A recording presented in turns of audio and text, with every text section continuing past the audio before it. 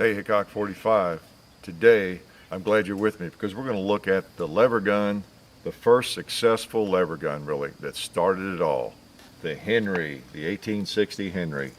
Is that a thing of beauty or is it not? It's empty, as you might be able to tell. I loaded it on Sunday, and it's kind of late in the week, so it's run out. But we're going to reload it here in a second and see how it does.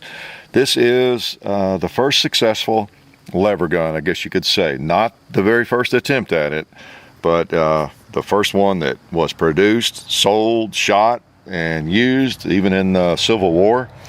And you recognize it, most of you probably. What a beauty. This is a Uberti reproduction. Very accurate, reproduction of that thing. An original fire is a Rimfire 44, and they sell for around 50,000. So I doubt that you're going to see too many of those in YouTube videos, people shooting them. We are going to actually fire this one. So to load it is very unusual. For a big old lever gun, you pull up this little tab, put that over, that opens up the tube. Now that looks pretty cool, but it does have some disadvantages. As we slide some cartridges in here, I'll talk about a little bit of that. You want to be careful not to have too much of an angle and have your rounds slamming against each other. That's not good. Even though these are flat nosed, that's not good because they're heavy. And you could have a mishap if you're slamming those rounds into each other. And also, when you release the tab, which I'll do in a second, you want to be careful about that and not let it slam into the rounds either. Okay, you pull that back over. Of course, it's not going to happen when it's full, but that's how you load it. And of course, you can see the rounds. Pretty cool. However, there's some disadvantages to that, right? Because you could get dirt in there, dust and fouling and everything, and you could mess up the works pretty easily. But this was the first real attempt at it. Let's take a couple of shots with it. All right.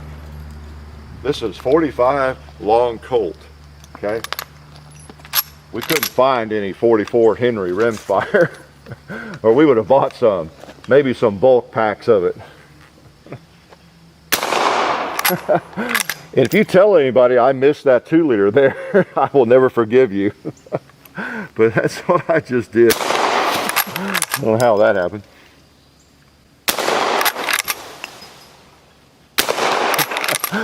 Oh, stranger things have happened. All right. Pretty cool. Yeah. Oh man. Notice the tab is coming down as the rounds are being expended right into my hand. So I'm going to move my hand in front of it and take a couple more shots. Oh, there's a flower pot. There was a flower pot. Oh, there's a can. Woo! I'm not sure what that was. Whatever it was, it's not any longer. Oh, there's another pot. There's a cowboy.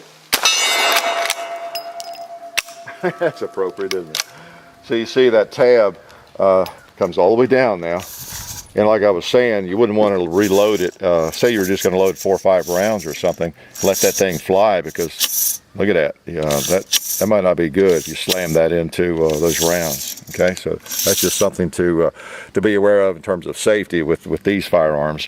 As I was saying, you wouldn't want to, okay, it's time to load it. You wouldn't want to do this. Put it on your, people have done it, I'm sure. Put it down on your foot, and drop rounds in. That would be the natural inclination, but not the best practice at all. Okay, it's just not what you would do. It's a lever gun, obviously. And, it's pretty much traditional, isn't it? It looks like most of the lever guns that you've seen in terms of how the lever works. Cocks the firearm, you pull the trigger. When you lever it, brings another round up, puts it in the chamber and everything. Except the one big difference is this was one of the very first ones. And I've shared some of that with you, but the Volcanic Arms Company, which was in existence back in the 50s, mid-50s, was making well, actually, I think, yeah, got my little cheat sheet. The little pistol I've shown before called the Volcanic pistol. And you notice it looks similar to this in the action. because it's kind of the great grandfather, you could say, of the Henry, and that's a product of the Volcanic Arms Company. In fact, Smith & Wesson, Horace Smith and Daniel Wesson worked on that. They borrowed and bought some patents that dated back to what, 5, 6, 7 years earlier to Hunt and Jennings. So it's, you know, there's a lot there, a lot of history if you ever want to read about it. So there were some early attempts at a lever gun by Hunt and Jennings, and then when it got to the Volcanic Arms Company in the mid 1850s, you had Smith & Wesson working on it. They improved it, and they needed investors in the mid 1850s, and guess who became their chief investor, top stockholder? A guy by the name of Oliver Winchester. You guessed it. And so he was a very key player there, and they were using a round in that gun that was like this. It was smaller caliber, but it was a hollowed out piece of lead with powder in it, and then I think they worked out a priming system for it too, but it just wasn't very powerful. It was a small caliber, 32, 25, something like that, and it just wasn't as reliable or effective, and so the company fell on bad times, really. And so Oliver Winchester more or less took it over. Smith & Wesson left to make revolvers and focus on that, I think, and Oliver Winchester became the president and basically the owner of that company, okay, Volcanic Arms. And then he changed the name in 1857 to New Haven Arms Company. That's when he hired a fellow by the name of Benjamin Tyler Henry as plant superintendent and put him to work on fixing this thing. And, you know, they're working on new cartridges and everything, improving the action of the Volcanic. And he came up with this. Okay, that's kind of just the nutshell story there. But this is what he came up with by 1860. That's why it's just called the 1860 Henry. And it fired this 44 rimfire cartridge. This is actually an original in a copper case. This is the real deal right here. And that's what it fired, the 44 Henry rimfire. We don't have any of those, like I said. So let's load it up. And it was patented in 1860, as I said, but it really wasn't out there until really, I think, 1862.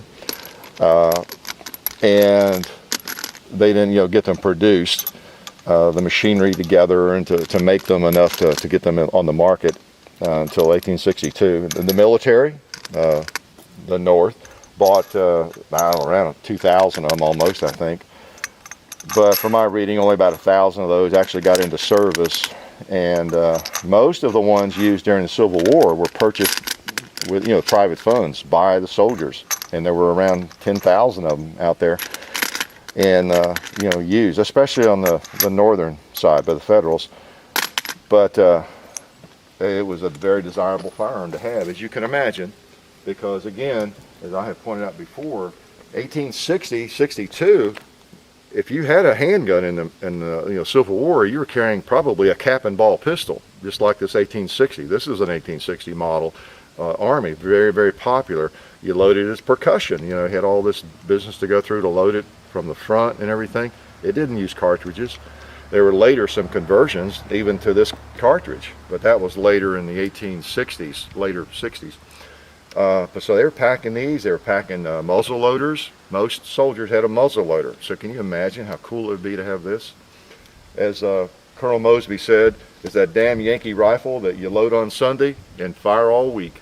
And that's what I was alluding to earlier, because this was new. This was a new thing, to have something that you could actually rapid fire. We take it for granted.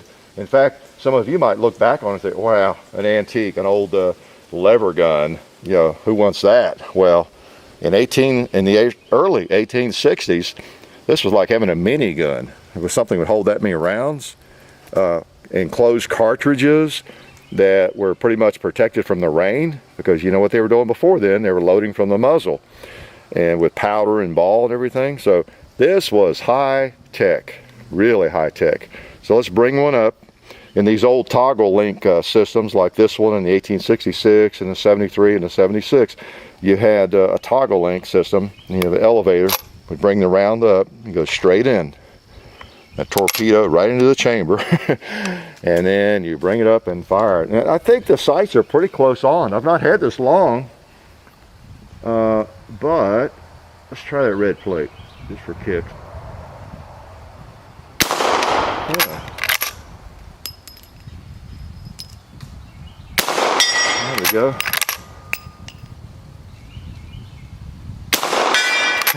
Little piggy.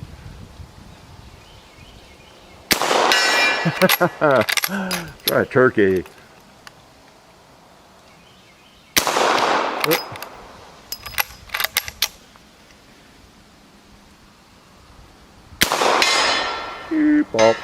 Now the tab is right there in my hand. You can kind of grab it like that so that maybe it goes through your hand. When I get really ambitious and try that chicken.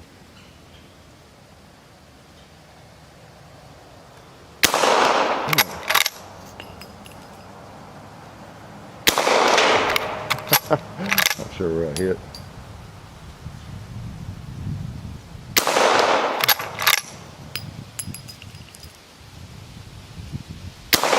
Oh well, I'm not going to waste a lot of lead on him. Let's try a turkey here. Another. Boom. Let's try a cinder block right here close. Let's try a cinder block far away over there. Boom, went over. Actually, the sight feels pretty good. I think with just a little bit of shooting, I could pick off chickens without too much trouble. I don't see it really clearly. I should probably shoot with my other eye. But hopefully you can kind of appreciate, take yourself back into history and imagine what that was like to have a lever gun that would hold that many rounds, 14, 15 rounds of 44 in a cartridge. You didn't have to worry about it raining on it, and it would still work. They were black powder, of course. That's all there was in the 1860s. But and of course, on top of everything else, is that not a gorgeous firearm? I have always admired them. They're just beautiful. They really are. Now, they have some disadvantages, but I mean, there is not a firearm that I'm aware of that really is better looking than that, if you want to just talk about the looks of it, of course. And of course, it's very functional. Just a gorgeous firearm. It's sweet. Every time I have seen one in a movie, what are some movies you'll see these in? Silverado, if you're familiar with that, or Lonesome Dove. You'll see Henry action, because it just was very, very, very popular. Now, negatives, well, that opening, like I talked about, you'd get dirt into it, of course, and hang up your feeding, your tube and everything, and then have to try to get it clean. The actual loading system, because you have this tab, coming up through there into your hand and everything, and I understand that these would get rusty sometimes. You didn't keep them lubed and really clean and oiled. This shroud that covers the barrel there and spins. And of course the safety issues with loading it, dropping rounds down on top of each other, big rounds, fairly powerful, with the spring slapping against it. You have that you could consider a disadvantage. Now, some of that they weren't aware of, because this was the first, right? We can talk about all that being really negatives and wow, how crazy. Why would you invent it like that? Well, that's because we've been seeing tubular magazines all of our lives, and so this was one of the first, so they just had to figure out how to do it better. Well, all they knew was to load it from the end. Well, you know what happened? There was a patent, it was King's patent, a loading gate that came along a little bit later. And this one doesn't have it, of course, because it's a Henry. These are just made basically from like around 1861 to 66 when the improved Henry came out. And just briefly, this is basically what they did to improve it. You got your loading gate, so you could top off the magazine anytime you want, just like all lever guns since then, right? You have your enclosed tube, so you don't have that issue of getting dirt into the magazine. And you do away with all this business at the end of the barrel and that having to swivel around, and all that is eliminated because you just put one round in at a time, and you got pressure from the spring, and you got your forearm here. You got a forend that enables you to hold by that, and you don't have that tab coming down into your hand. And also these barrels, especially with black powder, get very hot, with rapid firing them very much. So with the forend, as we're accustomed to seeing on all lever guns, you got protection there. Okay, So those were some big innovations. Plus, if you notice, the tube is part of the barrel. That's all one piece. That's pretty expensive to manufacture. Well, I wouldn't want to try. Look at it, with an octagonal barrel to boot. So when you can manufacture those separately, it gives you more options on the barrel and everything else. So still had the brass frame on the 66. This was basically an improved Henry. Okay, so let's load him up again. This is about this wonderful Henry, this wonderful piece of history. So anyway, the Benjamin Tyler Henry, basically came up with this. He worked night and day in 58, 59, 60, getting this thing where he wanted it. And he was working for Winchester, basically, right? Winchester was in charge of this company, the New Haven Arms Company. That's why this really is a Winchester. It just didn't have the Winchester name on it. So it was Winchester, Winchester's company, essentially, the New Haven Arms Company. And then when in 66, they improved it further and came out with that one over there I was just showing you. He changed the name of the company to Winchester, okay? So this really is a Winchester, essentially. Okay, first incarnation, got the same toggle link system, and not a really strong action. Most of these, or all of these, basically are a pistol cartridge revolver, or not revolver, but lever gun. They fire like, that's definitely a pistol cartridge, right? And so is a 45 Colt. And the 66 fired the same cartridge, the 44 rimfire Henry. So you really didn't have a center fire cartridge until you got to 73, with the 4440 and the 73 model, which was an iron frame, which is another story. But today we're looking at this baby, and again, for whatever negatives it had, for the times, it was an extreme innovation. It's like going back and like my Macintosh computer I bought in '84, it was pretty innovative. But now if you compare it with the computers today, it's a joke, right? An absolute joke. So pretty cool. Again, this is one beautiful rifle. It's really not all that loud with these 45 Colts and this long barrel. We'll still use ear protection. We have a couple of cinder blocks over there that need some attention, I think. Or pieces of one.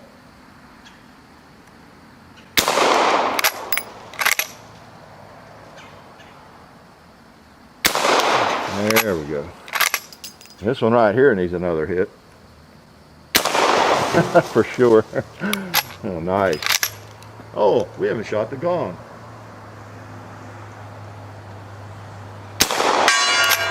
All right.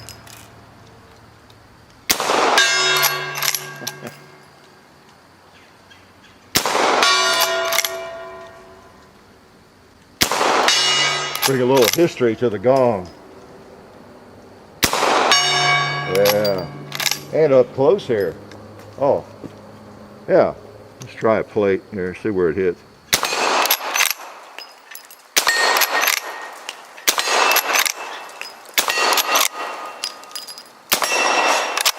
See, to be able to do that, to be able to lever and shoot rapidly in 1862, I mean, that was pretty amazing. It was really the first firearm that allowed rapid fire. It was a little bit difficult to rapid fire a muzzle loader. I've tried it and I fail every time. With this though, you can actually fire rapidly and with a pretty gun. Let's put just a couple more in it. We won't keep you too late, but I wanted to just shoot a couple more times. It's a beautiful piece of hardware. So we pull this up again. We try to let gravity be our friend, but we don't want too much gravity, right? Not too much. Now, again, this was, guys in the Civil War, of course, love to have this. They get their hands on it with ample ammunition.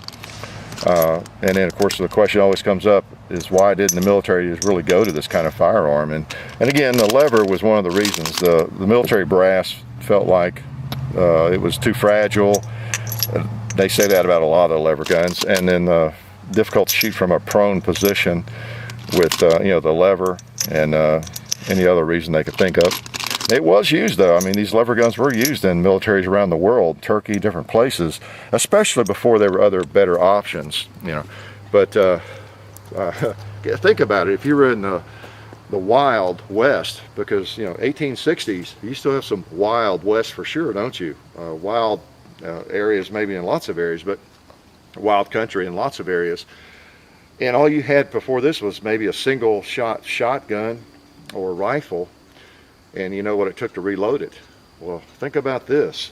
If you had, think of the confidence that you would have just having this on your horse or in your wagon, no matter where you were. Now it'd be tough maybe to bring down a Grizz with it, but maybe you could, just because the cartridge was underpowered. Still works pretty well.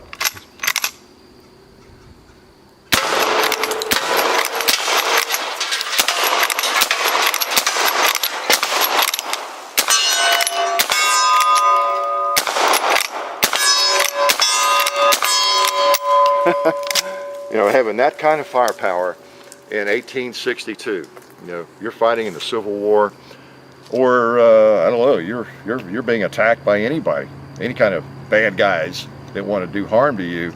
I would have loved to have this in the early 1860s, and then of course in '66, the model 1866. The brass frame, of course, is not a big negative, but a metal frame, iron frame, is a little bit stronger. So that's something too that can be considered a negative. I'll tell you though, that is such a good looking gun. That's one of the attractions to this firearm, is that beautiful brass frame. At least for us folks living in 2013, right? Just a beautiful, beautiful firearm. The Henry rifle, again, not to be confused with the modern company, the Henry, I think it's the Henry Repeating Rifle Company, that makes really fine firearms. And they sell a lot of those today, and people are really happy with them. We've done a video with them. This is Benjamin Tyler Henry. Came up with this for the most part and perfected it in 1860. Was at least patented in 1860. And so this is the real Henry, and at least a reproduction of it. Remember, it fired 44 rimfire, not available today. So if you feel like you have to have one of these, don't go looking for an original if you want to fire it. Okay. Now, if you have a large bank account and you don't care about firing it, then you can find them. But this is a very interesting piece of history to me. It's one of my favorite firearms. It's one of the most gorgeous firearms out there, and I'm glad to have one at the compound and be able to bring it to you. The Henry rifle, 1860. Oh, what a gorgeous firearm. Life is good.